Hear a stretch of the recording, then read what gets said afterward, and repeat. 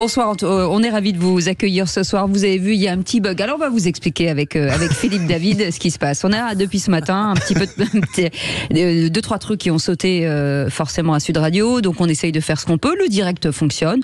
On ne pourra pas vous avoir au téléphone. On ne pourra pas vous accueillir à l'antenne. Mais en tout cas, on va essayer, même si on n'a pas trop de jingle, pas trop de bruitage, on va essayer de vous rendre une émission qui est plutôt cool aujourd'hui. Et ça va, Philippe David? Bonsoir Cécile de Ménibus, ça va, mais j'ai envie de vous supplier pour commencer. Pourquoi? De quoi? Pas de réparer la technique qu'on a, le problème technique qu'on a, mais je vous en supplie, j'ai vu dans votre boîte mail que vous étiez invité par France Travail, je cite, pour quel motif? Vous pensez que la mécanique vélo, ce n'est pas fait pour vous?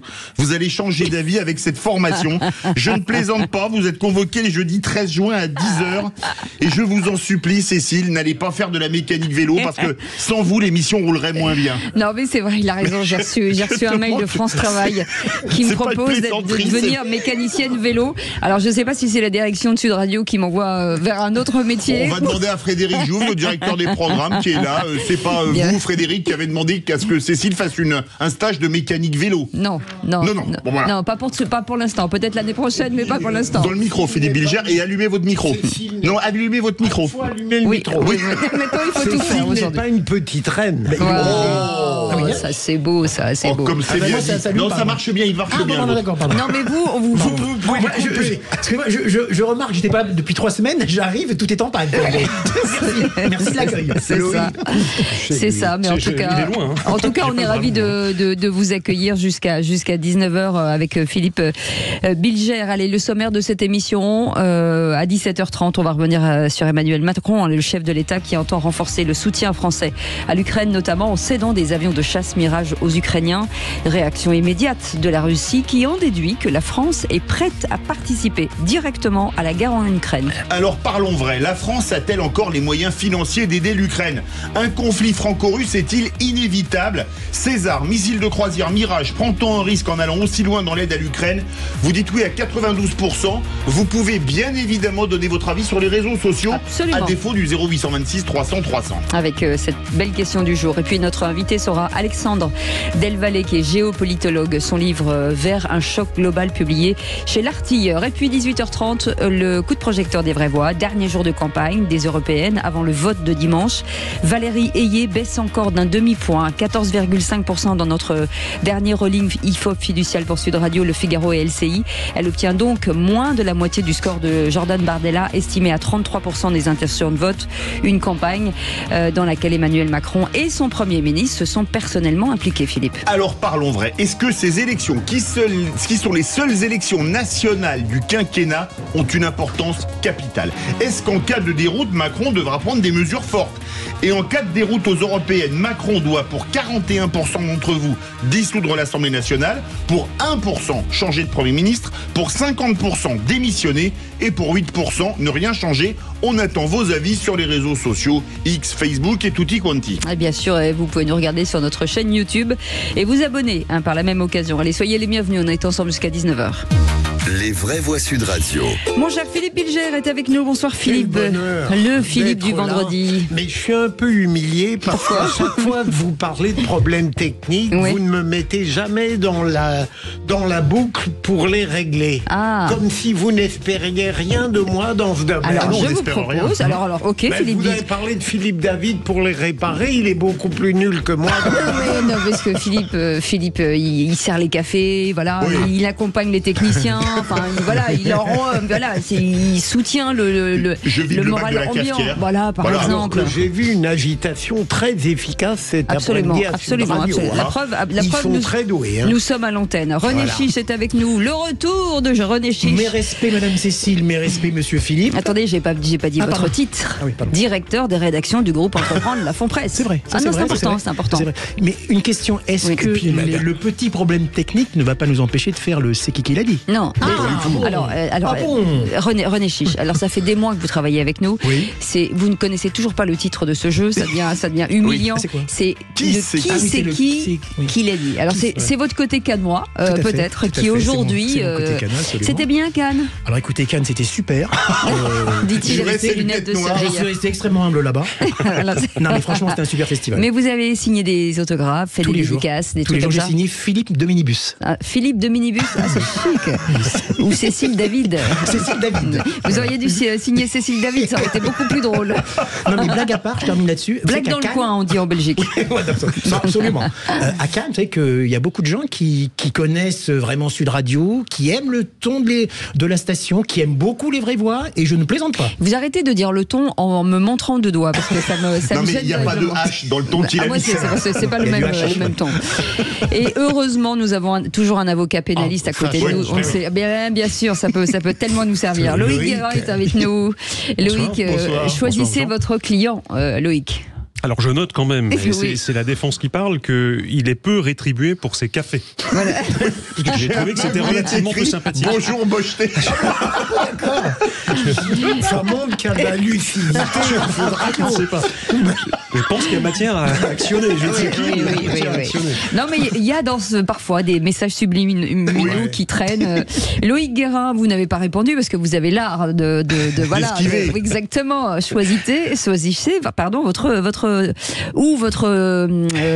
client ou alors votre adversaire. De qui?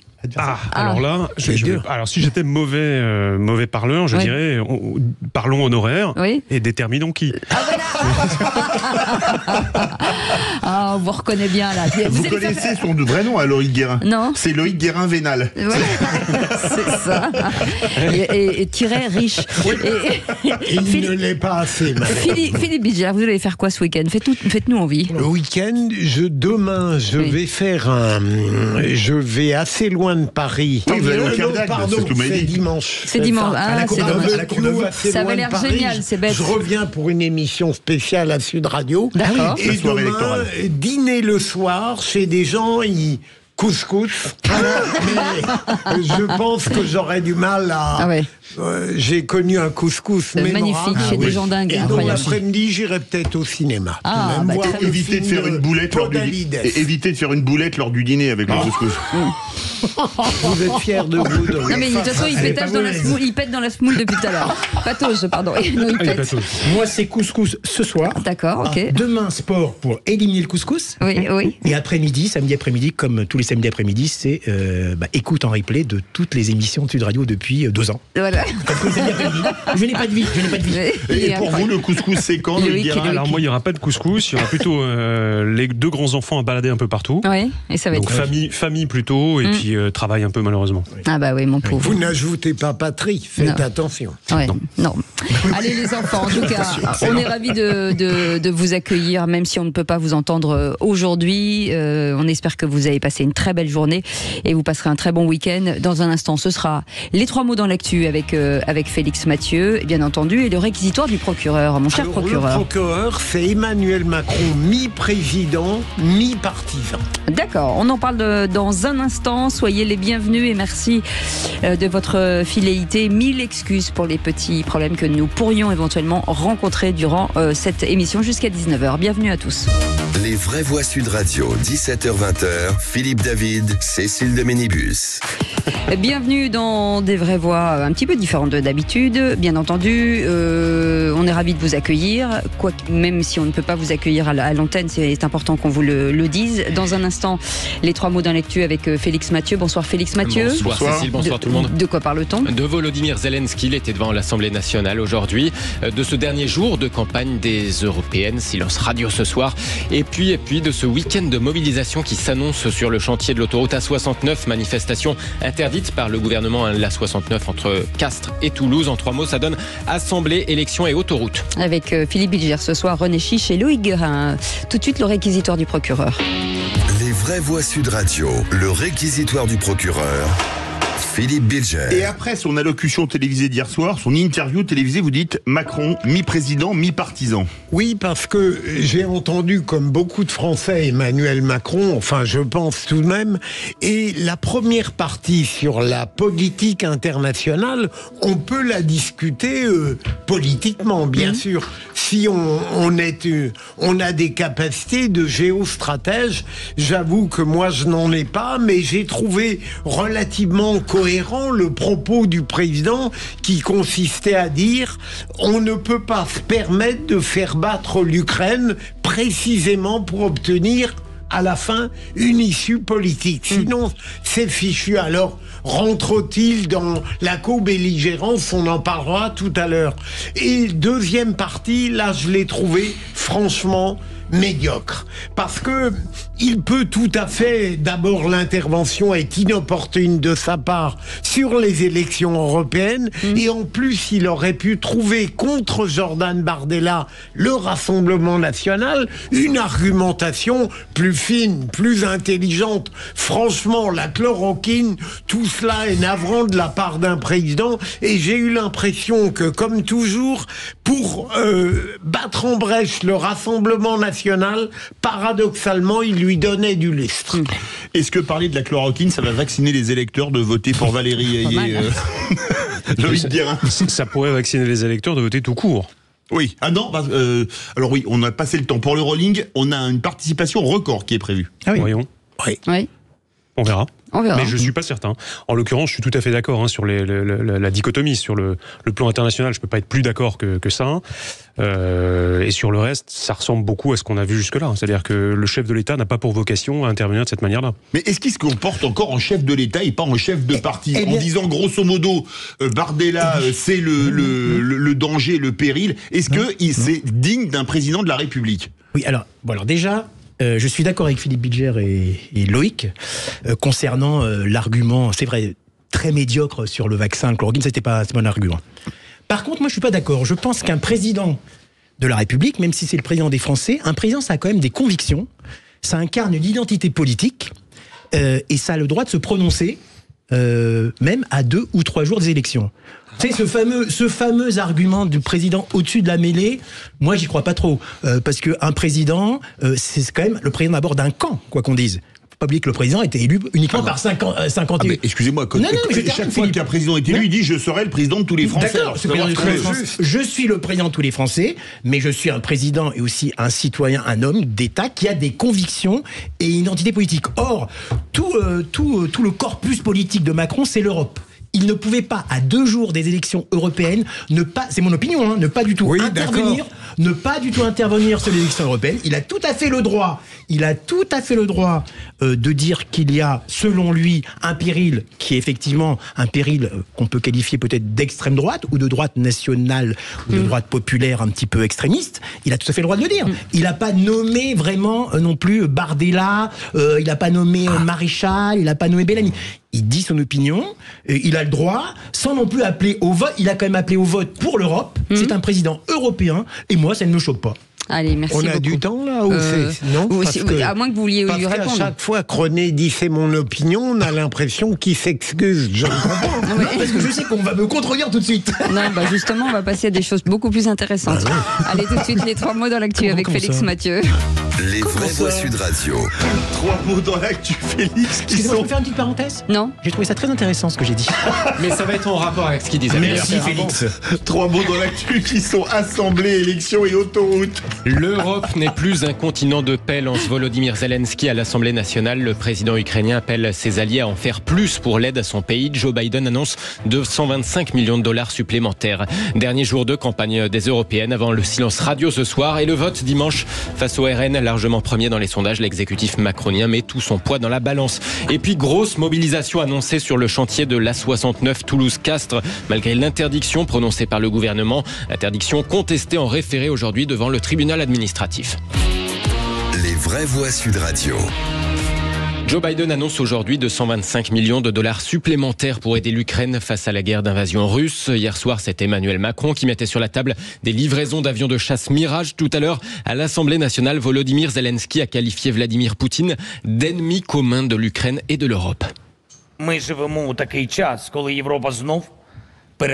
vivons à une époque où l'Europe n'est plus un continent de paix, malheureusement. Et à une époque où le nazisme revient, malheureusement. De nouveau en Europe, les villes sont entièrement détruites et des villages sont incendiés. De nouveau en Europe, apparaissent des camps de filtration, de déportation, et la haine, ce qui est devenu un nouveau culte russe. Volodymyr Zelensky devant une assemblée nationale clairsemée. Beaucoup, tout à gauche et tout à droite de l'hémicycle, ont boycotté cette session, reprochant au gouvernement d'avoir opportunément calé cette réception aujourd'hui, réception du président Zelensky au dernier jour de la campagne des élections européennes. Philippe Bilger, c'est choquant. C'est très opportuniste de la part du président de la République, mais tout de même, je trouve invraisemblable que même si on peut être lassé civiquement et politiquement par Zelensky, que les LFI et le Rassemblement national n'aient pas été là. C'est une honte. Loïc Guérin. Alors, je pourrais pas être plus tendre.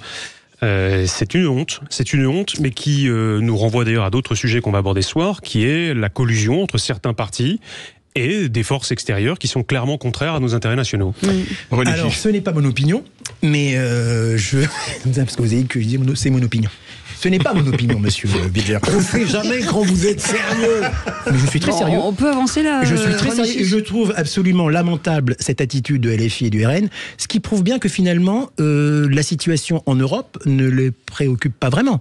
Je sais pas, lorsqu'on a le président Zelensky, est-ce que c'est pas une façon de montrer qu'ils ne sont pas d'accord? Oui, parce que le mettre à 2 jours du scrutin, c'est quand même un peu cavalier, non? Attendez, d'abord il y a eu les commémorations du 6 juin, il a été invité. Oui. Je vois pas en quoi il y a de choquant à ce qu'il vienne à l'Assemblée nationale prononcer un discours. Je trouve ça tout à fait à l'honneur de la France. 2 jours d'un scrutin, que ce soit Zelensky ou un autre. Vous pensez que les Français vont être influencés par le discours de Zelensky à l'Assemblée nationale? Je pense que l'exécutif veut influencer les Français. Je ne sais pas, mais enfin en tous les cas. Vous savez que le 6 juin est difficilement honorable, le 4 ou le 2 ou le 1er. Mais là on est le 7, je vous le rappelle, on n'est pas le 6. C'est les commémorations d'hier. Exactement. Allez, là, il n'a pas choisi la date. Allez, ce qui nous amène au deuxième mot, élection, dernier jour de la campagne pour les européennes. Et le gouvernement, accusé par les oppositions de se servir effectivement de la guerre en Ukraine et des commémorations du débarquement pour occuper l'espace dans la dernière ligne droite. Hier soir, l'enjeu européen était forcément un peu présent dans l'interview du président Macron aux 20h des 2 premières chaînes. Interview du 6 juin. Ce reproche, c'est un classique, nous répond Benjamin Morel, politologue et maître de conférences en droit public. On a un président de la République en France qui est une sorte de Janus. Il incarne à la fois l'unité de l'État, la continuité de cet État, la France à l'international. Et là, on ne peut pas lui reprocher que le 6 juin, c'est le 6 juin, en effet. Et de l'autre côté, il est chef officieux d'un gouvernement, d'une majorité. Et donc, cette conjonction pose fondamentalement problème. C'est pas la première fois, d'ailleurs. Vous savez, la question des temps de parole en période de campagne. Oui. On a déjà eu la jurisprudence en 2008, la jurisprudence Hollande, et à l'époque, c'est Hollande, chef de l'opposition, qui attaque Sarkozy. Donc, c'est pas si nouveau. En revanche, il est vrai qu'ici, il y a un intérêt majeur pour Emmanuel Macron. L'électorat macroniste est démobilisé. Benjamin Morel au micro d'Alexis Poulain sur Sud Radio. Et justement, dans le rolling IFOP fiducial des Européennes pour Sud Radio, Le Figaro et LCI, le tout dernier, la liste Bardella est estimée aujourd'hui à 33%, loin devant la liste macroniste de Valérie Ayé en baisse à 14,5%. Suivent la liste PS de Raphaël Glucksmann à 13%, devant la liste LFI de Manon Aubry encore en hausse à 9% aujourd'hui. 2 points derrière, on trouve François-Xavier Bellamy à 7%, talonné par Marion Maréchal de Reconquête toujours à 6%, puis Marie Toussaint et les écologistes à 5,5%. Alors voilà pour l'ultime rolling à retrouver au complet sur sudradio.fr pour avoir toutes les autres listes avant le vrai verdict des urnes. On le rappelle, faut-il le rappeler, après-demain soir, dimanche. Notez que plus de 52% des sondés disent vouloir voter dimanche. C'est 8 points de plus qu'en avril, 8 points de plus en 2 mois. Troisième mot, autoroute. Un gros week-end de mobilisation s'annonce sur le chantier de l'Ouest 69 entre Castres et Toulouse. Les entreprises de travaux publics dénoncent les caillassages, insultes et autres menaces sur le chantier contesté par les militants écologistes. Alors le gouvernement a interdit tout rassemblement dans 24 communes. Interdiction contestée cet après-midi en référé liberté devant le tribunal administratif. Initiative soutenue par la secrétaire nationale des écologistes, Marine Tondelier. Je souhaite que dans ce pays, quand on est écologiste, on puisse manifester pour nos idées sans que les manifestations soient interdites, sans intimidation. Sans qu'elles soient violentes. Moi, vous savez, sur le grand contournement est de Rouen, mêmes organisateurs. Je suis allée avec mon fils de 5 ans, c'était super. On a été voir dans la forêt les muscardins dorés qu'on allait sauver, on est allé expliquer. C'est un projet aussi qui est l'arrêt depuis 50 ans, qui se fera jamais. Un projet du passé. Je veux que partout en France, sur les grands projets utiles, on puisse manifester en sécurité, en famille, sereinement. Et c'est le travail du ministre de l'Intérieur. Son travail, c'est pas d'interdire les manifs, c'est de faire en sorte qu'on puisse manifester en paix et en sécurité dans ce pays. C'est ça son travail. Marine Tondelier, des écologistes, avec ses muscardins dorés au micro de Jean-Jacques Bourdin ce matin sur Sud Radio à 18h10. D'ailleurs, nous serons avec la porte-parole de la Confédération paysanne qui a porté ce recours en référé liberté contre l'interdiction de manifester sur le chantier de l'A69. On pourrait avoir une décision d'une minute à l'autre. Merci beaucoup Félix Mathieu. Allez, vous restez avec nous. Dans un instant, le grand débat du jour. Emmanuel Macron a réaffirmé hier soir dans une interview le soutien de la France à l'Ukraine avec l'envoi d'avions de chasse et d'instructeurs au sol, Philippe. Alors parlons vrai, la France a-t-elle encore les moyens financiers d'aider l'Ukraine? Un conflit franco-russe est-il inévitable? Et à cette question, canon César, missiles de croisière, Mirage, prend-on un risque en allant aussi loin dans l'aide à l'Ukraine? Vous dites oui à 93%. Vous voulez réagir? Les réseaux sociaux. Et notre invité Alexandre Delvalle qui est avec nous, géopolitologue, son dernier livre Vers un choc global publié chez l'Artilleur. Bonsoir, merci d'avoir accepté notre invitation. Est-ce que vous avez un micro ouvert? Oui, peut-être. Oui. Est-il ouvert? Ok, très bien. Sommes-nous officiellement co-belligérants de cette guerre? Bien sûr, oui. C'est une évidence absolue puisque la belligérance, ce n'est pas du tout un traité d'alliance militaire, c'est beaucoup plus large, c'est le fait d'être du côté, c'est la définition, du côté d'un pays qui est en guerre face à un ennemi commun. Et on a défini la Russie, l'OTAN, comme un ennemi à 2 congrès de l'OTAN consécutifs. On a défini la Russie comme un ennemi et on arme l'ennemi de la Russie. Donc nous sommes totalement co-belligérants, même si tous nos hommes politiques nous disent le contraire à chaque fois qu'ils augmentent l'aide à l'Ukraine. Allez, on commande dans un instant avec nos invités, avec Philippe Bilger, avec René Chiche et Loïc Guérin. À tout de suite. Les vraies voix Sud Radio, 17h-20h, Philippe David, Cécile de Ménibus. Bienvenue dans Les Vraies Voix, j'espère qu'on vous accompagne pour votre fin de journée, que vous rentrez à la maison, que vous partez en week-end, que voilà, en tout cas on pense aussi à ceux qui travaillent. Ça va Philippe David? Ça va toujours très bien et vous Cécile? Écoutez, je suis ravie en tout cas de vous accueillir avec aujourd'hui. Ravissement partagé. Tous nos éditorialistes du jour, Philippe Bilger avec René Chiche qui arrive tout droit de Cannes, qui est bronzé comme je ne sais pas quoi, avec Loïc Guérin, pénaliste, qui est bronzé aussi, qui ne doit pas être souvent au bureau. Et pourtant, c'est la lampe du bureau qui m'a bronzé. Excusez-moi, il ne doit pas aller voir beaucoup ses clients parce qu'on dit qu'ils sont à l'ombre en général. Pas mal. Allez, tout de suite, le grand débat du jour. Il est en forme. Les vraies voix Sud Radio, le grand débat du jour. Et la Russie qui estime que la France est prête à participer directement à la guerre en Ukraine. Réaction du Kremlin à ces annonces d'Emmanuel Macron. Le chef de l'État entend renforcer le soutien français à l'Ukraine, notamment en cédant des avions de chasse, des sortes de Mirage aux Ukrainiens. Alors parlons vrai. Est-ce qu'on a franchi un cap hier soir avec l'allocution d'Emmanuel Macron aux 20h? Est-ce que la déclaration du Kremlin à la mi-journée qui dit que, je cite, la France est prête à participer au conflit vous inquiète? Et à cette question, canon César, missiles de croisière, Mirage, prend-on un risque en allant aussi loin dans l'aide à l'Ukraine? Vous dites oui à 93%. Vous voulez réagir? On attend vos réactions sur les réseaux sociaux. Allez, Alexandre Delvalle est avec nous, géopolitologue, son dernier livre Vers un choc global publié chez l'Artilleur. Merci d'avoir accepté notre invitation. Philippe Bilger, à cette question finalement, est-ce qu'on prend un risque d'aller encore plus loin que ce que ça n'était pour l'instant? J'espère, ma chère Cécile, mon cher Philippe, que ma proximité avec Alexandre va me donner un peu de son savoir en géopolitique. J'en doute, mais peu importe. Mais en tant que citoyen, vous? Oui. Voilà. En tant que citoyen, j'espère que mon ignorance sera pardonnée.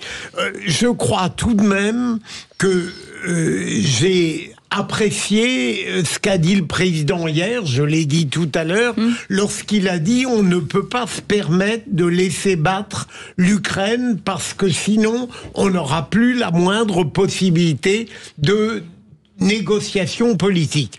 Deuxième élément, J'ai l'impression, évidemment, que nous allons doucement, au sens banal, vers une co-belligérance, précisément à cause de ce glissement permanent qui, d'une certaine manière, nous est imposé par la faiblesse actuelle de l'Ukraine. Et troisième élément, Poutine joue très habilement de cela en nous reprochant en permanence, devant des actes qui semblent légitimes de solidarité à l'égard de l'Ukraine, des actes quasiment de belligérance. Et puis, dernier élément, pardon d'être long, peut-être suis-je complètement aveuglé par le fait que je déteste de plus en plus, objectivement, ce monstre historique et politique qu'est Poutine.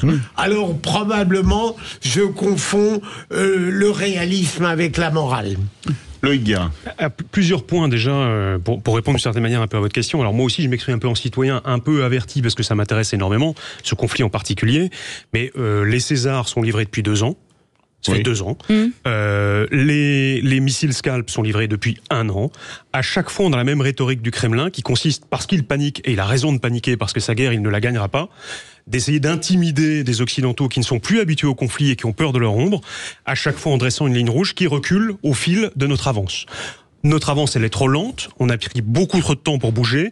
Si Poutine avait eu en face de lui des Européens, en particulier la France et l'Allemagne, un peu plus virils, si vous me passez l'expression probablement inappropriée ici, mais disons plus virulents dès le départ, il n'aurait probablement jamais attaqué l'Ukraine, il n'aurait probablement pas envahi la Crimée il y a 8 ans de ça, et il n'aurait probablement pas poussé ses pions en Géorgie et ailleurs.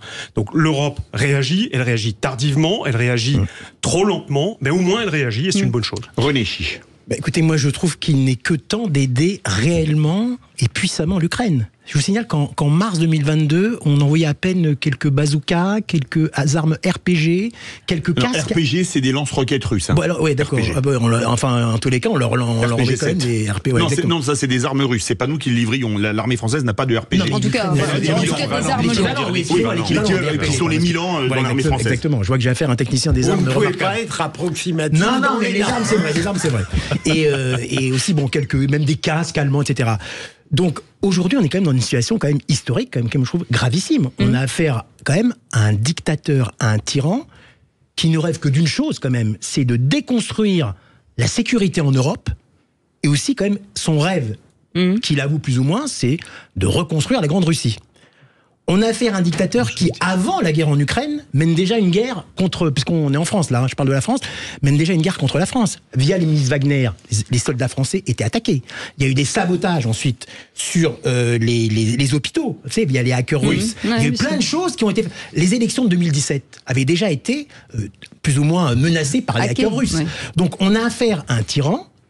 Je pense que face à un tyran, je dis bien le mot comme m'a dit Philippe, d'ailleurs moi aussi je trouve que c'est un monstre politique, face à un tyran, il ne faut pas baisser Kazakh. Il faut lui montrer que nous sommes une nation, et en plus une nation, un continent européen, parce que Macron, les annonces qu'il a faites hier, il n'est pas les seuls à faire. Joe Biden a annoncé des choses. Il va avoir aussi des annonces communes avec d'autres pays européens. Il y a les Norvégiens, il y a les Danois, je crois, les Hollandais qui vont fournir bientôt les F-16, si mes souvenirs sont bons. Mais c'est vieux les F-16, des avions qui ont 50 ans. Hein. Oui, d'accord, mais enfin, on va leur livrer quelque chose. Et j'espère que les Mirage 2000 T5 là, leur seront livrés encore. Excusez-moi, leur seront livrés encore plus rapidement et que les pilotes seront formés plus rapidement. Donc moi, je pense qu'il faut agir. Et en tant que citoyen, moi, j'approuve totalement la décision de Macron d'aider encore plus fortement, même si c'est un risque, mais je ne pense pas qu'il y aura une escalade de guerre nucléaire. Alexandre Delvage, vous êtes géopolitologue, votre dernier livre Vers un choc global publié chez L'Artilleur. Est-ce que pour vous, ce choc global, on y va ou pas ? Oui, nous sommes dans un choc global. Je pense qu'il faut être réaliste, qui n'oppose pas d'ailleurs que les tyrans, les méchants dictateurs et les gentilles dictatures. Et les gentilles démocraties, puisque nous-mêmes, les démocraties, nous avons quelques alliés qui contrairement à la Russie, n'ont même pas d'élection. En Arabie Saoudite, au Qatar, où il y a des bases américaines, des bases anglaises, des bases françaises, mais nous, on a plutôt des bases aux Émirats.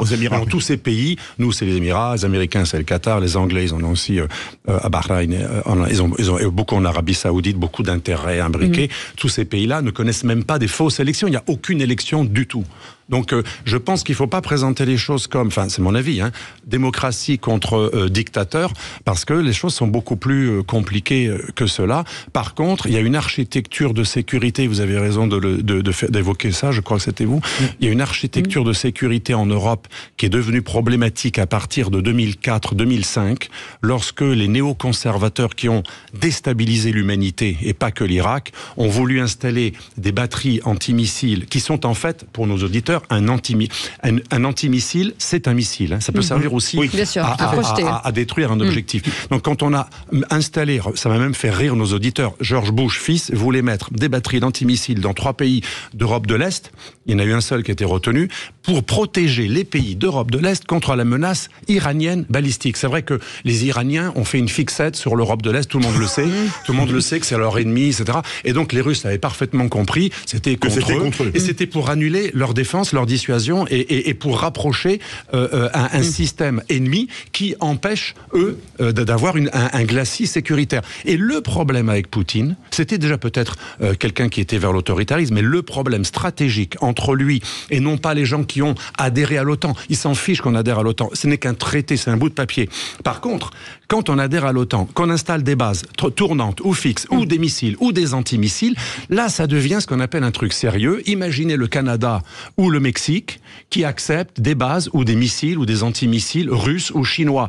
Croyez-vous un instant que bien qu'étant une démocratie, l'Amérique serait restée à dire c'est le droit des Canadiens. Il y a eu la crise de Cuba en 62. On a vu la réaction, ils étaient prêts à une 3e guerre mondiale, y compris nucléaire, pour que les Russes retirent leurs missiles de Cuba. Ce qu'ils ont accepté en échange du retrait des missiles, des euromissiles et des missiles en Turquie, et donc occidentaux en Turquie. Donc on voit bien que ces deux empires qui veulent un glacis autour d'eux, des zones tampons. Chez les Américains, c'est la doctrine Monroe. Personne ne peut se mêler des affaires américaines. Donc les Américains ont le droit à une doctrine Monroe et les Russes non. Pourquoi ? Parce que justement, le débat est faussé. Parce qu'on raisonne en démocrate contre méchants non-démocrates. Donc nous, j'ai parlé à des gens de l'OTAN encore récemment à Bruxelles, et un de mes amis qui est analyste à l'OTAN, il me disait « Mais nous, c'est différent. Nous, quand on s'étend dans le jardin de quelqu'un d'autre, d'un empire voisin, c'est différent. Nous, on a le droit parce qu'on est une démocratie. Mais malheureusement, ça, c'est dans notre cœur, ça fonctionne comme ça, dans notre idéologie démocratique. Mais en stratégie, ça ne fonctionne pas comme ça. C'est pas parce qu'on est démocrate qu'on peut faire à l'autre empire ce que cet empire ne voudrait pas qu'on lui fasse. Oui, mais Alexandre, dans le micro. Le monde, comment dirais-je, a toujours fonctionné de cette manière, et est-ce que votre analyse, sur un certain plan, en étant lucide, j'en ai bien conscience, ne vise pas à sous-estimer la gravité de l'invasion de l'Ukraine?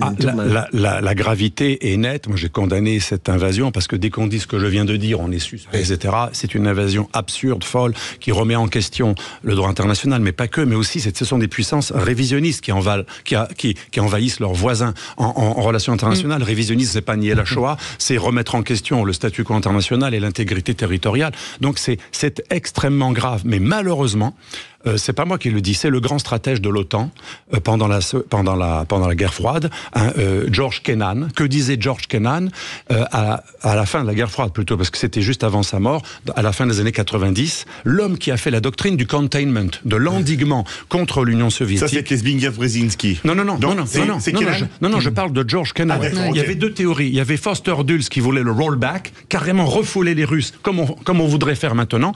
Et il y avait George Kennan, son rival, qui était plus prudent. Il disait, faut juste les contenir. Et les contenir, c'est assez différent. Eh bien, l'homme qui a quand même contenu les Russes, c'est sa doctrine qui était la grande doctrine de la guerre froide. Eh bien, il disait, attention, si on n'est pas prudent et qu'on étend l'OTAN trop à l'est et avec ce qui va avec, c'est-à-dire des missiles et des bases, etc., la Russie deviendra hystérique. Ça va inciter les tendances les plus anti-occidentalistes eurasiatiques au sein du pouvoir russe, et ça va nous mettre en guerre directe OTAN-Russie. Eh bien, c'est-à-dire que ce qui a été fait par l'arrogance occidentale dans les années 90-2000, au moment où la Russie était faible. Moi, j'y allais parce que on avait des coopérations avec la Russie, j'étais fonctionnaire, et on allait souvent dans cette période, la Russie helsinkienne, qui était pro-occidentale, qui adorait l'Occident, qui voulait manger de l'Occident. Et alors, je ne dis pas que l'humiliation justifie une invasion, parce que ça, c'est inadmissible, mais cette Russie-là, on n'a pas su lui parler. On a fait la guerre du Kosovo, puis ensuite, bien sûr, il y a Irak 1, Irak 2.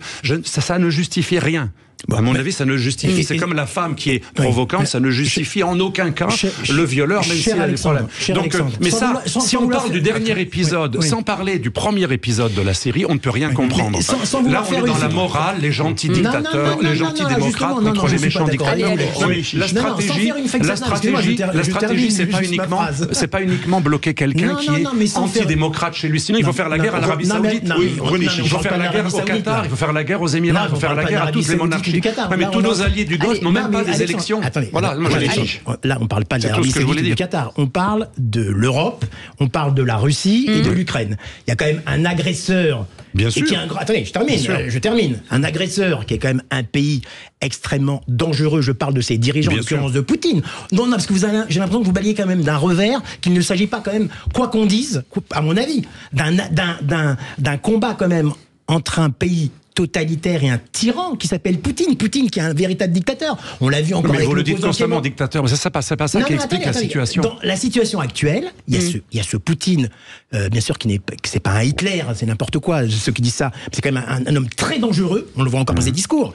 Et en face, il y a une Europe qui est quand même détentrice des libertés, d'une liberté d'expression, d'une liberté d'opinion, qui voit un pays qui agresse un autre petit pays, et qui est un pays en plus qui a des visées expansionnistes. Ça, vous ne pouvez pas le nier. Mais si vous m'avez écouté tout à l'heure, j'ai parlé... Alors là, c'est pas très honnête intellectuellement, parce que j'ai dit que c'était une puissance révisionniste. C'est le mot le plus fort en relations internationales pour désigner un pays qui envahit l'autre et qui bafoue le droit international. Mais la raison n'est pas la démocratie contre la dictature. La raison, elle est autre. Il y a deux empires, il y en a un qui a réussi à avoir des glaciers autour de lui, de ne pas être encerclé, l'autre se sent encerclé. Je ne dis pas qu'il a raison, je dis il se... Oui, mais avec ce discours, excusez-moi, les relations internationales ne fonctionnent pas avec l'émotion. Les relations internationales, c'est pas de l'émotionnalisme. Ça, c'est la politique. L'émotionnalisme, c'est la politique. Je vais aller dans le même sens, pour être tout à fait franc. J'écoute avec attention, je ne suis pas un géopoliticien du tout, mais en revanche, j'aime beaucoup l'histoire, tout comme beaucoup de gens ici autour de cette table. Et ce qui me gêne beaucoup, c'est que, j'entends bien que vous êtes plus pondéré que ça, et je ne fais pas un procès d'intention, entendons-nous. Néanmoins, et vous en avez vous-même conscience, ce discours-là qui consiste à parler de provocation est une excuse qui est donnée à une nation qui n'est rien d'autre qu'une dictature à visée nationaliste et qui cherche depuis 20 ans à étendre non seulement son territoire, mais la dictature en question à étendre son pouvoir en interne. Les premières victimes étant bien évidemment le peuple russe, mais pas que. Et aujourd'hui, c'est le peuple ukrainien. Géorgien avant, moldave peut-être demain, etc., etc. Ce qui me frappe, c'est que et pardonnez-moi, je ne vous fais pas un procès d'intention encore, mais les excuses, et vous me pardonnerez du raccourci, mais c'est utilisé comme une excuse par tout un mouvement en France ou en Europe pour excuser l'invasion, ou en tout cas tenter de la justifier. Ces excuses-là me rappellent avec douleur et agacement, pour être franc, les excuses que le Reich hitlérien a sorti de la même manière. Le Lebensraum, cette volonté d'aller vital. Faut le dire en français, sinon les gens ne comprennent pas. Mais le mot en allemand, malheureusement, sonne encore un peu plus dans nos mémoires. Et il a vocation à en dire long, ce terme.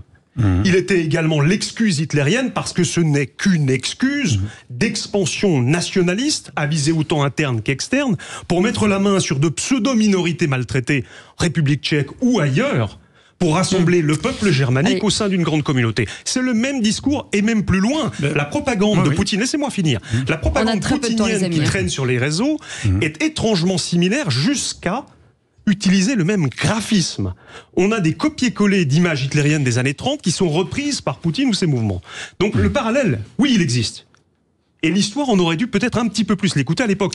Être allié avec d'autres non-démocraties, c'est pas un problème. C'est mon article de valeur demain. Moi, ce que je vois, c'est que ceux qui invoquent Hitler, à mon avis, font fausse route. On peut très bien désigner quelqu'un qui est le camp du mal ou qui est l'agresseur sans forcément avoir des références hitlériennes. Ce que l'on sait, en tout cas, c'est que le héros national des Ukrainiens de l'Ouest qui ont lancé ce mouvement de rapprochement avec l'OTAN et l'armée américaine et canadienne et anglaise qui armait déjà les Ukrainiens avant a bien avancé cette guerre, eh bien, ils ont des références qui ne sont pas tout à fait claires, notamment Stéphane Bandera, mais pas que lui. Ah non, mais là, c'est la milice qui a créé ce monsieur, c'est quand même une milice qui a participé à la Shoah. Et quand on sait que cet homme est le héros national des nationalistes ukrainiens, c'est pour ça que je dis, il faut pas trop aller dans le registre nazi, pas nazi, ça, ou dictature. Non, il faut aller dans un registre. Il y a un pays qui en envahit un autre, il faut l'en empêcher. Mais je pense que ce n'est pas un problème d'une dictature, c'est ça que je veux dire tout à l'heure, contre une démocratie, c'est autre chose. Il y a deux empires et les pauvres Ukrainiens, ils sont utilisés par un empire et par un autre, ils sont envahis par l'un, utilisés par l'autre, et vous verrez, on va faire mourir jusqu'au dernier Ukrainien, et vous verrez comme pour les Kurdes, les Américains tout à coup lâcheront leurs Ukrainiens une fois qu'il y aura eu 1 million de morts, et vous verrez, ils s'entendront, ils iront à la table des négociations avec les Russes, parce que vous le vouliez ou non, un pays qui a 7000 têtes nucléaires, c'est quand même pas l'Irak, vous pouvez pas le traiter en vaudant kick his ass à l'américaine cowboy. On peut pas botter les fesses de la Russie qui a 7000 ou admettons 5000 qui fonctionnent tête nucléaire. Donc c'est pour ça qu'on ne peut pas rayer la Russie de la carte. Il va falloir trouver d'autres solutions que l'avancée, comme dit Sarkozy très bien il y a une semaine dans le Figaro. Il faut un moment trouver une solution pour l'après-guerre. Beaucoup. Merci Alexandre Delvalle, géopolitologue, et votre dernier livre, Vers un choc global, publié chez l'Artilleur. Allez, vous restez avec nous, on fait une petite pause, on revient dans un instant, à tout de suite. Vraie Voix Sud Radio, 17h-20h, Philippe David, Cécile de Ménibus. Je le dis souvent, il y a le à l'antenne et le hors antenne, et je peux vous assurer que... Il y a le on et il y a le off, c'est comme au Festival d'Avignon. Je pense que j'ai... Du on, certains se dégradent. Oh là là. J'ai la tête comme un compteur à gaz. Je vous le dis tout de suite. Voilà, il s'est passé des trucs incroyables et malheureusement on n'a pas filmé. En tout cas, on est ravis de vous accueillir aujourd'hui avec René Chiche qui est avec nous. Ça va mon petit René? Écoutez, ça va très très bien. Mon ami René. René, comme dirait Cécile. Avec Loïc Guérin qui est avec nous, Philippe Bilger, et on a gardé notre invité Alexandre Delvalle et puis Philippe David. Allez tout de suite le quiz de l'actu. Les vraies voix Sud Radio, le quiz de l'actu. Et c'est une question, qui c'est qui l'a dit? Alors il n'y a pas d'auditeur, donc là ça part tout de suite. Ah d'accord, on répond tout de suite, d'accord. 2 points, bien sûr. Ouais. Alors écoutez bien, qui c'est qui l'a dit? Le gouvernement s'est lancé dans un concours Lépine pour faire la poche des Français. Qui a dit ça? C'est une femme. C'est une tête de liste. Marion Maréchal? Aux européennes. Toussaint Mondelier? Non. Toussaint. Alors, bonne réponse de René Chiche. C'est Manon Aubry, tête de liste La France Insoumise. Qui c'est qui l'a dit à 3 points sur l'envoi de Mirage 2000 en Ukraine? C'est un facteur d'escalade voulu. Il est dans une logique de guerre. Marine Le Pen? Non. Ah moi merde. Mélenchon? Non. Bardella? Non, c'est pas un tête de liste. Il est même pas candidat aux européennes. C'est un président de mouvement. Philippot. Non, bah non. Mélenchon? Un ex-journaliste. Asselineau, un ex-journaliste. Ah oui, Zemmour, bonne réponse de René Chiche qui engrange 3 points. Vous nous avez aidé, Cécile. Non, mais les auditeurs sont meilleurs que vous. Hein. Heureusement, vivement qu'ils reviennent à l'antenne. Sans eux, on est perdu. Ouais, et Philippe, c'est à moi. D'accord. Oui. Qui l'a dit 3 points? On a le sentiment qu'Emmanuel Macron souhaite entrer en guerre. Marine Le Pen. Bonne réponse. Je l'ai entendu ce matin. Voilà. Alexandre et Loïc, vous répondez quand vous voulez. Hein. Qui l'a dit à 3 points? J'observe qu'il y a une forme d'instrumentalisation du conflit en Ukraine à des fins électorales et je trouve cela particulièrement cynique. C'est un tête de liste aux européennes.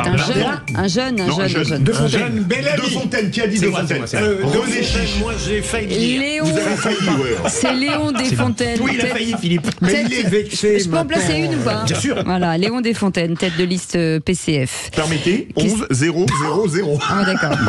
Question, qui c'est qui l'a dit à 3 points? Si Emmanuel Macron avait bien gouverné la France, il n'y aurait pas de vote de réaction. C'est un maire de grande ville. Ouais. Maire de grande ville?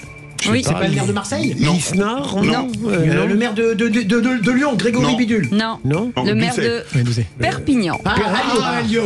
Ah non, le plus rapide. Louis Alliot, il a été le plus rapide. Ça m'aurait étonné. Qui c'est qui l'a dit à 3 points sur la cession de Mirage 2000 à l'Ukraine? avant d'annoncer qu'on va envoyer telle ou telle arme, on devrait en discuter avec l'Assemblée nationale. C'est le président du groupe défense du Sénat, non? Non, pas du tout. C'est un chef de parti, entre guillemets. Philippot, coordinateur d'un... C'est Manuel Bompard. Bonne réponse de René Chiche. Allez, et la der. Alors, la question, qui c'est qui l'a dit, 2 points. Dans la tête de Poutine, l'objectif, c'est la destruction de l'architecture de sécurité européenne. Raphaël Glucksmann. On laisse jouer. Grand chelem. Alors, Cécile, vous permettez, je donne les scores. Non, mais là, c'est historique. Vous avez battu le record de Virginie Calbez, qui était à 16 points. Vous avez fait 19. 0. Et qu'est-ce que je gagne? Oui, mais alors, vous devriez vous interroger. Quand les 3 décident de laisser gagner ce gars vaniteux. Cécile, vous permettez, j'ai une idée pour rebaptiser l'émission. Ça va plus être Les Vraies Voix, ça va être René Chiche et les Cancres. Ouais, c'est ça. Merci en tout cas, Alexandre Delvalle d'avoir été avec nous. Merci 1000 fois, vous venez quand vous voulez. Dans un instant, le tour de table de l'actu des Vraies Voix dans une petite dizaine de minutes. On parle de quoi avec vous? Pourquoi le film d'Artus continue à si bien marcher? René Chiche. Je vais vous parler d'une série sur Karl Lagerfeld. Vous faites très bien. Quel imitateur incroyable. Loïc Guérin. Je vais vous parler des doppelgangers. Dis donc. Vous pouvez parler français, s'il vous plaît? Bon, vous verrez. C'est un joli teasing. On vous souhaite la bienvenue. Merci beaucoup. Et on revient dans un instant. À tout de suite. Merci beaucoup, Rémi André. Les Vraies Voix Sud Radio, 17h-20h, Philippe David, Cécile de Ménibus. Retour des Vraies Voix, Cécile a dû nous laisser, on l'embrasse bien évidemment, on va donc faire de notre mieux pour cornaquer ce trio infernal composé de Philippe Bilger, de Loïc Guérin et de René Chiche.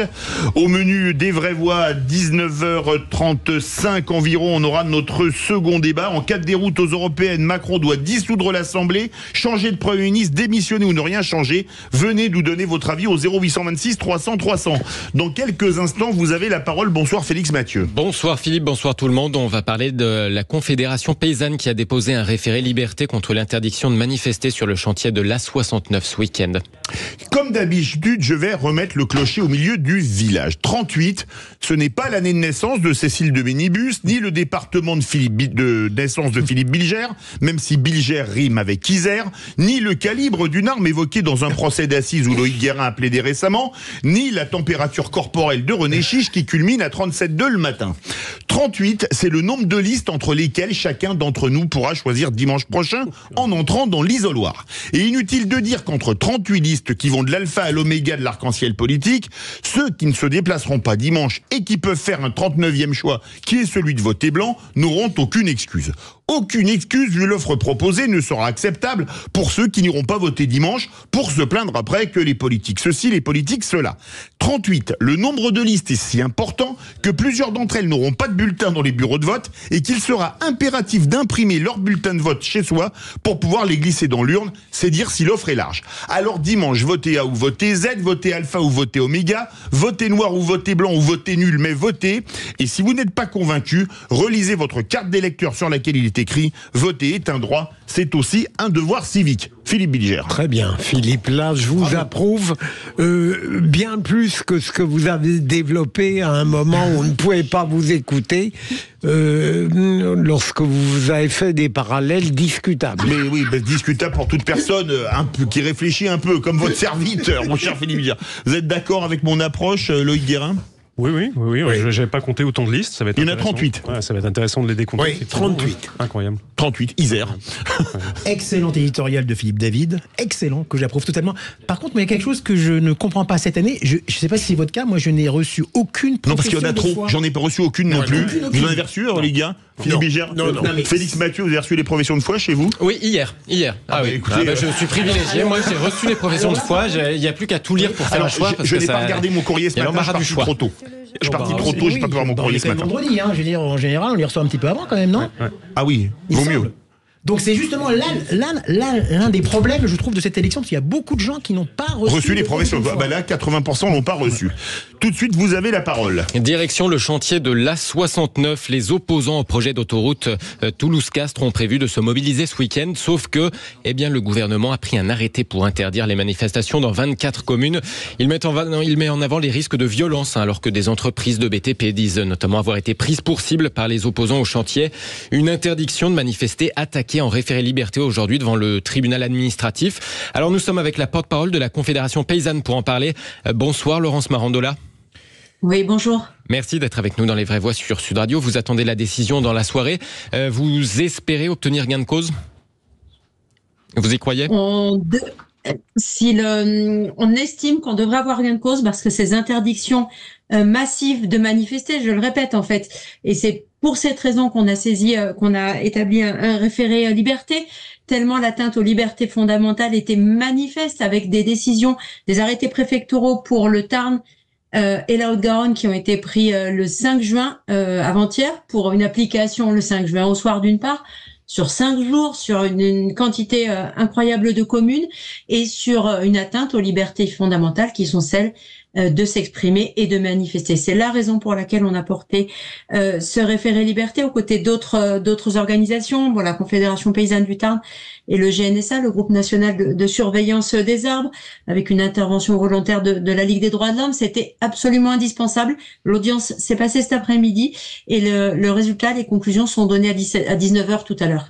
À votre avis, sans vouloir vous provoquer, est-ce que ces interdictions de manifester ne sont-elles pas la conséquence, à chaque fois qu'il y a des manifestations du type de la vôtre ou d'autres, des désordres, des violences, des troubles, des attaques contre les forces de l'ordre? Est-ce que, au fond, ça n'est pas vous qui êtes responsable?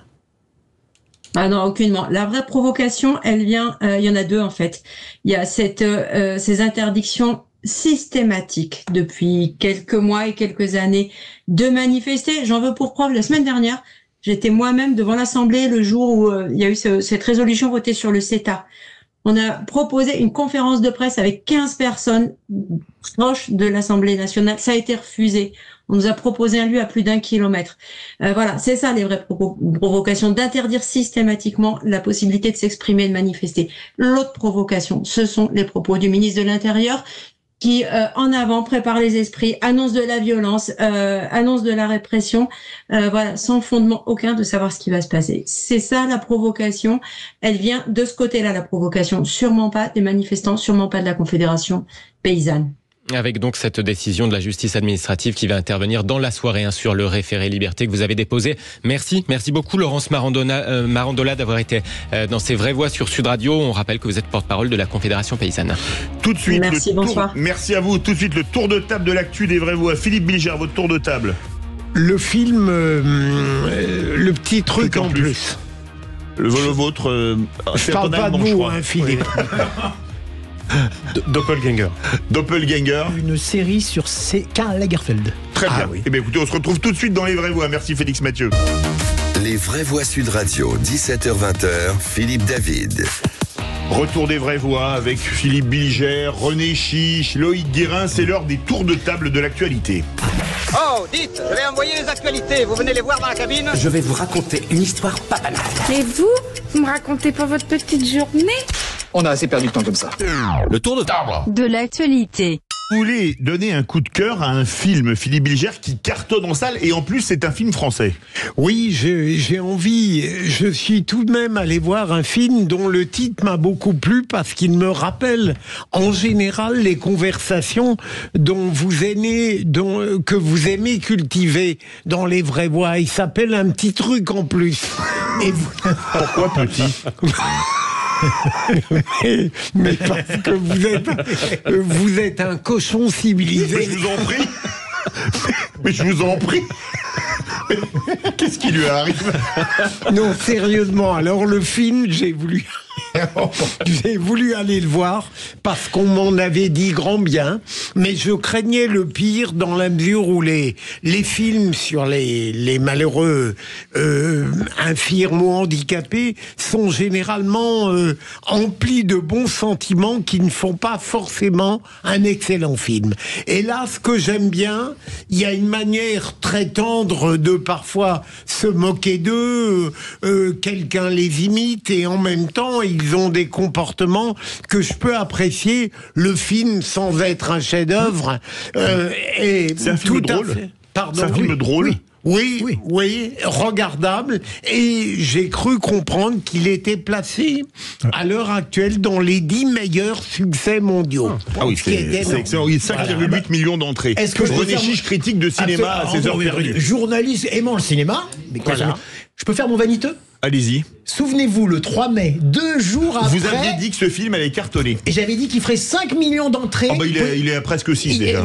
Dans un mois. Je vous parie que dans 3 mois, 4 mois, il va approcher les 10 millions. Et moi, j'ai vu à Cannes l'équipe d'Artus qui a monté les marches. Et c'est d'ailleurs l'une des montées des marches les plus... attachante. Ah si, c'est sympa, franchement. Attachante et drôle quand même. Puis en plus, vous avez vu la polémique là-bas sur parce que 2 jours avant, aucune marque voulait sponsoriser. Oui. Et je rejoins Philippe. Ce film, c'est pas un chef-d'œuvre, bien sûr, mais c'est une comédie attachante, drôle, et en plus c'est une comédie du terroir parce qu'elle a été tournée dans la Drôme. Des beaux paysages. Des très beaux paysages. Et comme je le disais, c'est un film à mon avis qui doit intéresser beaucoup d'auditeurs de Sud Radio, parce qu'on a beaucoup d'auditeurs en province, etc. Absolument. Je pense que c'est un film qui leur plaira. Et c'est surtout un triomphe économique, parce que là, c'est incroyable. Parce que c'est un film qui n'a pas coûté très cher. Ah non, ça coûtait rien du tout. Vous l'avez vu, Loïc Guérin ? Non, je ne l'ai pas vu, mais j'avoue que la façon dont ça m'a été présenté maintenant me met dans l'agenda pour moi et mes enfants les voir. Ouais. Ah oui. Eh bien, on va passer à votre tour de table, Loïc Guérin. Allez-y, c'est en allemand, je crois. Oui, c'est un peu un teaser, mais Doppelgänger. Alors, ça veut dire en allemand, ça fait référence à la mythologie allemande. C'est une espèce de double maléfique. Et c'est le terme qui a été utilisé par la presse et les autorités allemandes pour dénoncer le travail de sape des services de renseignement ou de contre-renseignement ou d'espionnage, on peut les appeler comme on veut. Excusez-moi, en France, on avait trouvé de l'humour, on avait le SDEX, service de documentation extérieure et contre-espionnage. Ouais. Si la documentation extérieure, non, le SDEC, si le documentation extérieure, c'est pas de l'espionnage, en vocabulaire politique pour le correct, je sais pas ce que c'est. J'ai compris le SGEG. Alors, c'est le terme qu'ont utilisé les Allemands. Oui. Pour dénoncer donc le travail de sape des services en fait soviétiques, enfin russes, pardon, lapsus révélateur. La même chose s'est produite en France et c'est en fait d'actualité puisqu'il y a quelques jours on a malheureusement revu la main du FSB ou de ses équivalents. Le 31 octobre dernier, on a vu les étoiles de David qui avaient été peintes partout à Paris. Et qui, à l'évidence, pointait plutôt du côté russe. Mi-mai, les tags main rouge peintes également sur le mémorial de la Shoah. Et rebelote récemment avec le dépôt de cercueil sous la Tour Eiffel, portant référence clairement à des soldats qui seraient potentiellement morts français en Ukraine. On a la signature, on n'aura jamais évidemment la preuve absolue, mais la signature des services russes, qui renvoie à quelque chose qui nous a malheureusement nous est passé sous le nez sans qu'on vraiment on ne réagisse en France et en Europe. C'est ce travail de sape d'une dictature depuis 20 ans pour diviser, subdiviser, tirer dans tous les conflits possibles européens, animer les oppositions capables d'atténuer la force de conviction ou la force d'action des Européens et également attirer l'attention des pouvoirs publics qui n'ont pas réagi assez vite, qui ont laissé passer beaucoup trop le train ces dernières années pour s'équiper un peu. C'est aussi la faiblesse des démocraties face à une dictature pour laquelle tous les coups sont permis. Philippe Bilger. C'est vrai, et comment on peut expliquer, Loïc, que les Russes fassent appel parfois à des gens très modestes, presque des clochards, qui, contre un peu d'argent, font ça? C'est toujours comme ça qu'on pratique ou... Il y a en fait l'approche, c'est rien d'autre que l'approche que les soviétiques avaient à l'époque. C'est différentes manœuvres pour toucher, tamponner, comme disait Service, certains individus qui sont soit des lambdas qui servent de trolls et qui répercutent la propagande ou les éléments de langage, soit au contraire des gens potentiellement d'influence qu'on a parfois approchés 10-20 ans avant. Le temps joue malheureusement en faveur des dictatures, ils ont tout le temps devant eux. Et s'assurer qu'arriver au pouvoir ou arriver dans un cercle d'influence, ils puissent reprendre qui les éléments de langage, qui les dénonciations d'autres malversations d'autres pays, jouer en fait le rôle opportun du moment d'une dictature pour sabrer la capacité de réaction d'une démocratie. René Chiche. C'est-à-dire que c'est en fait la fameuse guerre hybride. C'est-à-dire que voilà, les services russes sont extrêmement performants en termes de hacking, de hackers, de guerre d'influence. Et d'ailleurs, c'est peut-être ça, à mon avis, le plus grand danger actuellement. On parle beaucoup de dangers nucléaires, etc. Je pense pas que Poutine ou les Européens, les Occidentaux, mais surtout qu'une guerre nucléaire, c'est la disparition de la planète. Exactement. Oui, parce que la France a quand même plus de 300 têtes nucléaires. Si on se fait rayer une ville de la carte, on dira pas merci. Exactement. Mais alors, cette fameuse... Non, mais c'est vrai. Non, mais absolument. Non, mais cette fameuse... sont entretenus. Mais cette fameuse guerre hybride, elle est extrêmement dangereuse. Et d'ailleurs, comme je disais tout à l'heure lors de notre débat avec Alexandre Delval, c'est qu'elle remonte bien avant l'Ukraine, cette guerre hybride. Souvenez-vous, les élections, je le répète, mais il faut quand même le savoir. Les Français doivent le savoir. Ça remonte aux élections de 2017. Ils ont même essayé d'intervenir dans les élections américaines. Il y a eu ce fameux hôpital de Corbeil qui a été complètement hacké pendant le Covid. Et ça, on sait maintenant que c'est les services des hackers russes. Donc, effectivement, ils ont une puissance. Alors, je me demande justement si, est-ce que la France, je peux continuer sur le débat ou pas? Allez-y, il nous reste 1 minute 30. Peut-être que Luc me répond. Est-ce que vous pensez que la France a les moyens de répondre à ce genre d'attaque agressive de hacking? Alors évidemment, je ne suis pas un spécialiste de la chose, mais j'avais eu l'occasion d'échanger avec un ancien responsable, justement, alors c'était les RG, je crois, à l'époque, qui était venu faire une conférence. Il a écrit un livre très intéressant sur la façon de réagir vis-à-vis de la Russie ou ailleurs. Et il nous disait que la France, alors c'est un peu le défaut, mais la qualité aussi de la France, contrairement aux Américains qui font beaucoup de tapage sur leurs réactions, la France tape vite, fait assez mal, et fait savoir que c'est elle qui a tapé, mais sans pour autant en parler à l'extérieur. Donc il nous citait l'exemple des virus qui étaient régulièrement diffusés par les services russes. Il disait qu'en général, une fois qu'on a identifié l'origine, on renvoyait la balle à l'envoyeur en allant détruire un système informatique étranger, et que c'était fait évidemment dans la discrétion. Bien sûr. Donc oui, on fait plutôt pas mal. Et je terminerai là-dessus en disant qu'il y a aussi des hackers d'autres pays qui sont extrêmement puissants dans le sens négatif du terme. Ce sont les hackers iraniens, les hackers israéliens, faut bien le dire, et aussi les hackers chinois. Ce sont 3 autres nations qui sont extrêmement néfastes au niveau du hacking, absolument. Les vraies voix, 18h26, dans quelques instants, le tour de table de l'actualité de René Chiche. Le meilleur tour de table, bien sûr. Modeste, c'est votre deuxième prénom. Toujours, absolument, René Modeste. Et sur quoi? Alors, ce sera sur Karl Lagerfeld. Eh bien écoutez, Yavol, c'est tout de suite. 17h-20h, Philippe David. Retour des vraies voix avec Philippe Bilger, René Chiche, Loïc Guérin. C'est l'heure du tour de table de Loïc Guérin. Non. Et vous voulez parler de René Chiche. Quelle honte. Et vous êtes un peu troublé, hein. Vous voulez parler de Karl Lagerfeld. Absolument.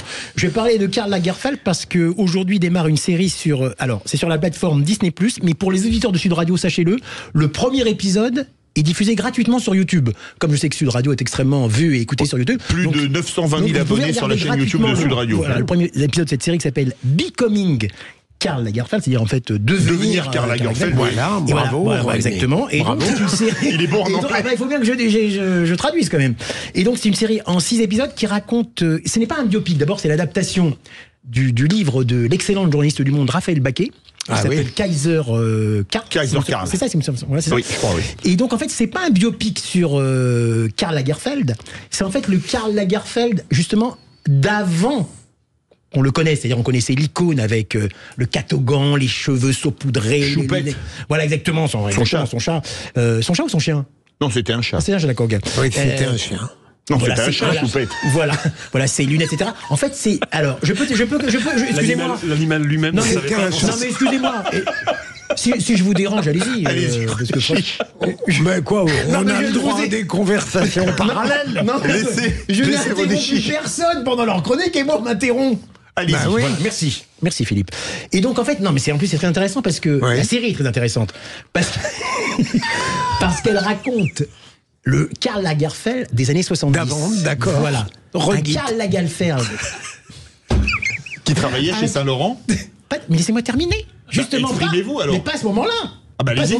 Karl Lagerfeld, qui à ce moment-là était un homme extrêmement timide, extrêmement introverti, qui doutait énormément de lui, ce qui est contraire à l'image qu'on a de lui, plutôt exubérant, etc. Alors justement, vous savez que jusqu'à l'âge de 38 ans, c'est ce qu'on raconte dans la série, jusqu'à l'âge de 38 ans, c'est un homme tellement timide, tellement peu sûr de lui, qu'il vivait encore chez sa mère. Alors qu'il était quand même directeur artistique, non pas de Saint-Laurent, mais de la maison Chloé. Absolument. D'ailleurs, Daniel Brühl interprète Karl Lagerfeld, excellent acteur allemand. Oui. La directrice de la maison Chloé, c'est Agnès Jaoui.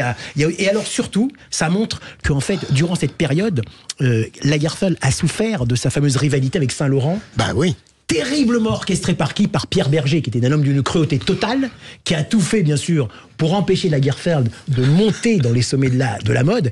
Et non, et franchement, c'est une série hyper efficace, très élégante, tournée entre Paris, Monaco, Vous l'avez vu? Bien sûr, je l'ai vu en tant que journaliste privilégié, je l'ai vu en avant-première, bien sûr. En tant que grand patron de presse. Mais vous l'avez connu? N'est pas plausible en Berger. Non, mais alors justement, la série, les créateurs de la série que je les ai rencontrés à Cannes, d'ailleurs, ils ont justement voulu éviter, par exemple, déjà les ressemblances physiques à tout près avec les gens. Vous voyez, avec, par exemple, effectivement, Alex Lutz, ne ressemble pas tellement à Pierre Berger. Mais par contre, il est extrêmement bien dans le rôle. Et c'est vraiment remarquable. Et d'ailleurs, la preuve que Lagerfeld doutait de lui-même, c'est qu'il, durant toute cette période, il disait à tout le monde, on ne m'aime pas, on ne veut pas que je réussisse et je ne réussirai jamais. Vous l'avez connu, vous, Karl Lagerfeld? Alors, je l'ai interviewé une fois, absolument. À Karl, il était comment? Abordable? Il était franchement, il était extrêmement courtois, extrêmement sympathique. Et c'était pas vraiment l'image qu'il donnait en public. Lorsqu'on l'a interviewé un peu en privé, il était plutôt un homme... Il est le contraire de vous, d'une certaine manière. Non, vous avez dit qu'il était timide. Vous êtes très content de vous-même. Tout à fait, je suis très content. Écoutez, il vaut mieux être content de soi-même, avoir confiance en soi, être positif. Bien sûr. Mais je pense, pour terminer, que ma chronique a été extrêmement intéressante. Philippe Bilger, vous avez regardé? Non, mais je suis passionné. J'ai lu tous les livres le concernant. Oui. Et j'ai été très intéressé pour rentrer dans vos préoccupations habituelles par la liaison entre Karl Lagerfeld et Jacques de Bacher. Tout à fait. Comme vous vous intéressez beaucoup à ces péripéties qui est bien sûr traité dans cette série, bien sûr, hein, Philippe. J'ai oublié d'en parler. Bien sûr qu'on le voit. La parole est à la défense, maître Loïc Guérin. Et non pas la défense. Ça va pas nécessairement relever beaucoup le débat, mais... Non. Après moi, une question métrin. Et si Monsieur Lagerfeld manquait de confiance, peut-être aurait-il dû choisir un Doberman plutôt qu'un Chihuahua. Je pense que c'était un chat. C'est la question qu'on peut se poser. Si Choupette avait été un... Mais il manquait de confiance dans les années 70. Hein. D'accord. Alors ensuite... Mais c'est fou l'attitude à l'égard de Poupette. C'était délirant. Choupette. C'est vrai qu'on sait plus si c'est un chien, un chat, Poupette, Choupette, on sait plus. Mais c'était délirant. Il lui a confié... Même un héritage un peu, je crois. C'est ça, absolument. Poupette, c'est le surnom de la chérie de mon fils, et j'embrasse, elle s'appelle Julie Poupette, qui n'est pas Choupette. Julie, c'est tonton René qui vous dit bonjour. Allez, dans quelques instants, le coup de projecteur des vraies voix. En cas de déroute aux européennes, que doit faire Emmanuel Macron? Eh bien, pour 35% d'entre vous, il doit dissoudre l'Assemblée. Pour 2%, changer de Premier ministre. Pour 54%, démissionner. Et pour 9%, ne rien changer. On en débat tout de suite avec les vraies voix. Sud Radio, votre attention est notre plus belle récompense. Permettez-moi de vous féliciter pour vos émissions. Je me délecte, je vous redécouvre et j'apprécie. Vraie Voix Sud Radio, 17h-20h, Philippe David. Tour des vraies voix avec Philippe Bilger, Loïc Guérin, René Chiche, et tout de suite, c'est le dernier jour de campagne pour les élections européennes, bien évidemment, avec un RN à 33% qui domine toujours largement la majorité à 14,5%. C'est le rolling d'IFOP fiducial pour Sud Radio d'aujourd'hui d'ailleurs, qui est le dernier avant ces élections. Alors parlons vrai, est-ce que vous attendez un séisme politique dimanche? Et si séisme il y a dimanche, quelles conséquences attendez-vous lundi?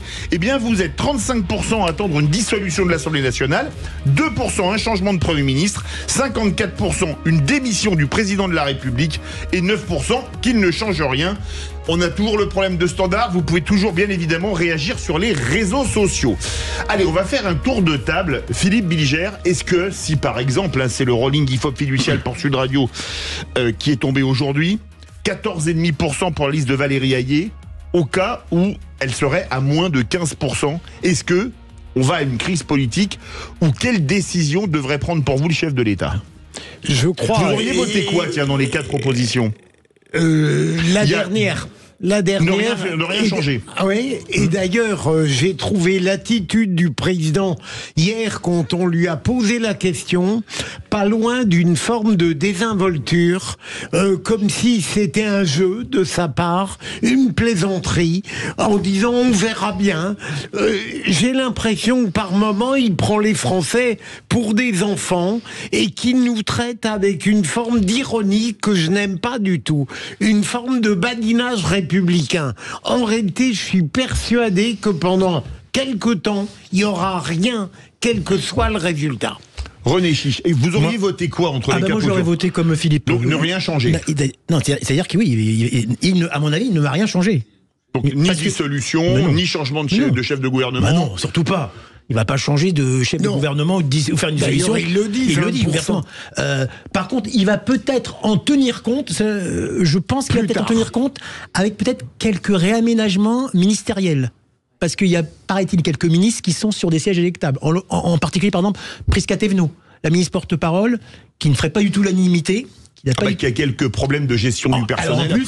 En plus, ça suffirait pas. Non, mais bien sûr, ça va pas être une mesure extrêmement importante. Mais je pense qu'il peut faire ça. Mais par contre, il est suffisamment habile pour dissocier le résultat des élections européennes et de l'enjeu national, parce que ces conditions, vous comprenez, si parce que Bardella fait 30%, on se met à dissoudre, pourquoi d'ailleurs ? C'est une élection européenne, c'est pas le score de Bardella, c'est le score de la majorité qui sera à moins de 15%. Non, mais, oui, d'accord. Pas de rapport avec le score de Bardella. Non, mais même, si le score de Bardella est aussi important, c'est parce que voilà, là, effectivement, la majorité va faire peut-être un mauvais... On est d'accord, mais ce n'est pas un enjeu national, c'est une élection européenne. Non, enfin, pardon. Bien sûr, pour moi, regardez, Jadot. On va revenir après. Pardon. Oui. Vous auriez voté quoi, vous, dans les 4 propositions de Sud Radio, Loïc Guérin ? Si par voter, vous me demandez quel est mon pronostic sur ce qui va se passer. Il va rien se passer pour vous non plus. Effectivement, il va rien se passer. Et je pense également, d'abord, il n'y a pas effectivement d'obligation de faire quoi que ce soit. C'est une élection malgré tout européenne. C'est une élection tout court d'ailleurs. Et de toute façon, le calcul politique est assez cynique. Et je ne vois pas pourquoi il ne le serait pas en l'occurrence d'ailleurs, même si je suis assez agnostique en matière politique, mais objectivement, je vois pas l'intérêt qu'il aurait de dissoudre une assemblée pour perdre sa majorité, parce que c'est probablement ce qui arriverait dans la foulée. En plus, il y aurait une dynamique négative de créer, donc mécaniquement, il risquerait d'y perdre beaucoup plus de plumes finalement qu'autrement. Et il va bon an mal an finir son mandat tranquillement. Je vois pas. Alors évidemment, avec peut-être des réajustements. Oui, non, mais c'était juste c'était une information que je voulais donner. Amendée peut-être. Mais ça passera sous le tapis, oui. De toute façon, sur la dissolution, je vous rejoins absolument. Il n'a aucun intérêt à la faire. Là où je ne suis pas d'accord avec René, sérieusement, c'est que lorsqu'on s'engage à ce point dans une élection européenne, on ne peut pas à la fois être partisan et intouchable. On va pas parler de Gaulle en permanence, mais il y a quelque chose d'incohérent dans la manière dont il s'engage parce qu'il considère que il a la vérité européenne et qu'en même temps il n'est jamais prêt à tirer les conséquences de l'échec probable qui sera sien. Mais alors, je comprends tout à fait votre remarque, cher Philippe, mais effectivement, si dimanche soir, la liste Hayet fait 15%. Effectivement, ce sera un très mauvais résultat pour la majorité. Mais en même temps, je le répète, c'est une élection européenne. Même si le président s'est investi, effectivement, dans la bataille. D'accord.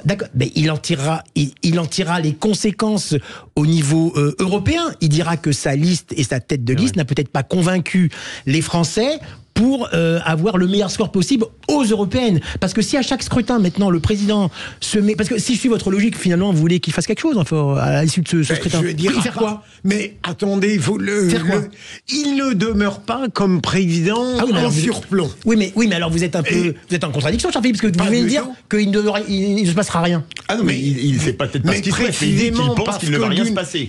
Parce que d'abord, il déteste se faire imposer des changements pourtant nécessaires par le poids des événements. Je ne suis pas d'accord. Je ne suis pas d'accord parce que vous étiez meilleur sur la guerre ferme. Non, je ne suis pas de réagir. Pardon. Oui, c'est 3. Si je rejoins tout le monde d'ailleurs sur le constat ou l'anticipation que rien ne changera, rien ne sera fait.